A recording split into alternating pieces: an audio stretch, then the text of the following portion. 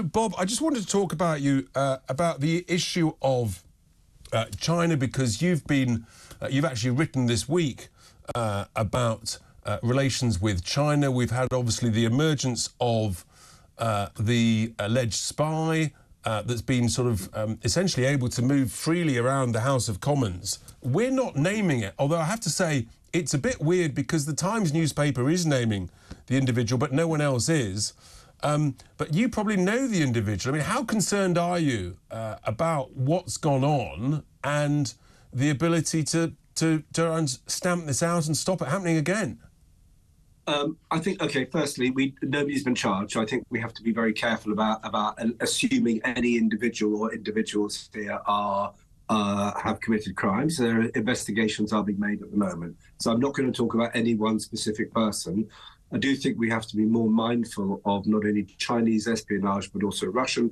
We've known for years that both of them are increasing their espionage operations, and not just your traditional taskable agents, but also agents of influence, people with whom they have strong financial dealings, people who it becomes in their interest to argue a similar position to the Chinese or to the Russian states. So we were very, very slow to pick up on the Russian threat. We are being a little slow to pick up on the Chinese threat, but we're getting there. Rishi is getting the government in a better place, but more needs to be done. And I do think we need to have more coherence over how we deal with China, primarily actually to protect ourselves. And that's really a question of economic dependence. Because if we're economically entirely dependent on China, then it's a bad place for us to be. You used the expression Chinese threat. When the Prime Minister was campaigning for leadership in the summer of last year, he said that China was I think he used the expression national security threat. He's softened that stance considerably, having become Prime Minister, and now I think his language is he wants to adopt a position of robust pragmatism. But when some of your colleagues are being sanctioned by China, when they're allegedly spying in the heart of our democracy and infiltrating many of our universities and things, I mean, the truth is they are a national security threat, aren't they? Look, for me, I'm not so... Look, some of my colleagues, very much like Ian Duncan Smith, talk about terms of this being a threat. I am less bothered about the language than about the actions. If we call something a threat and do nothing about it, there's no point calling it a threat. If we call something a challenge and put in place really robust policies to protect our values and our interests and our allies, that's good. So I don't care what it's called. Well, I sort of care, but I'm not over-focused on what it's called. I'm much more concerned about doing stuff, about getting it right and getting the policies and practices in place that protect us. So you're and I get that, you're more concerned about action than words. I've always been more concerned about action. Everything in life is about action, about doing the right thing. Anyone can waffle, but it's about doing the right thing, Richard, as well you know. Absolutely right, and I'm a great supporter of action, not words and waffle. So how concerned are you, for example, a story out today in the Telegraph that we haven't charged any spies in the UK, I think, in the last 3 years, whilst the US have charged about 150 in a similar period? Is that because we haven't got any Chinese spies, or we haven't been very good at sort of catching them and spotting them? You're absolutely right. This has been going on for at least 5 or 10 years. And whilst the US were being much more robust in their attitude, it's as if we didn't have any Chinese spies, or we didn't want to know if we had any or not. And I'm afraid to say this goes back to a previous leadership at about a decade ago, when effectively our secret services were told there is no China security threat. Absolutely right. And look, the reality is we know that they want to dominate economically, and they want us to become so dependent on us that essentially their end game, and they think much longer term than we do, because they don't have to worry about 5-year parliamentary terms in reality. I think they want to get us to a position of economic strangulation, where they can just leverage and we're completely overly dependent on them. Yeah.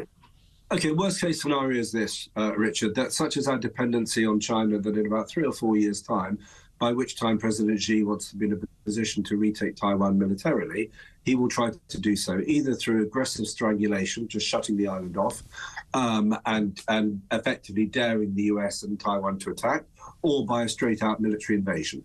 At that point, the US will say, come on, Western world, Western allies, we need to be united here.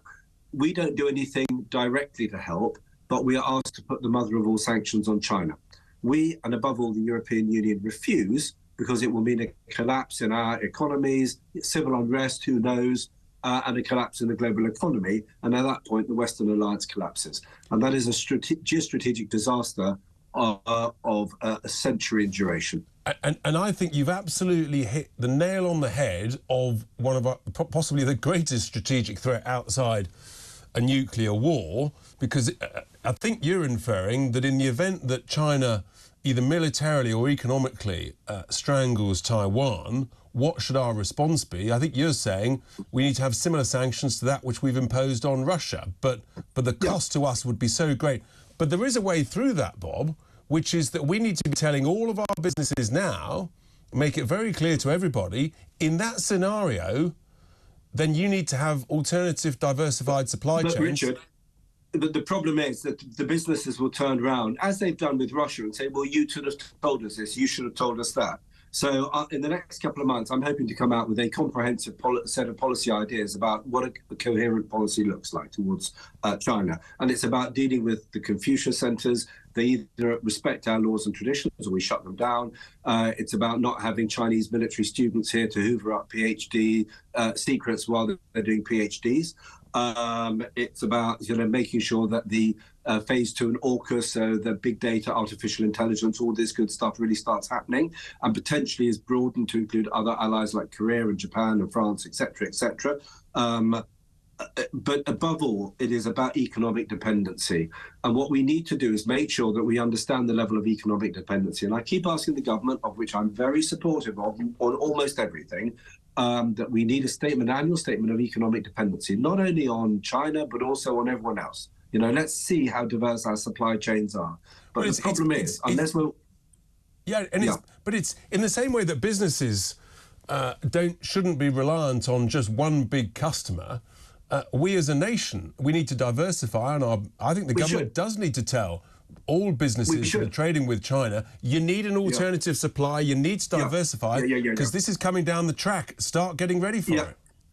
Yes, above all, the two things related to that. One, all the solar panels coming into the UK. So 95 of all polysilicon, which is the stuff that goes into solar panels, comes from China. Half comes from Xinjiang province. So basically, most of the solar panels that we get in the UK are made with slave labour. We've got to look at the morality of that separately. But at the same time, what we have to make sure we do is that we have got to tell big companies they've got to be in a position where they need to start diversifying their supply chains because they cannot be over-dependent on China.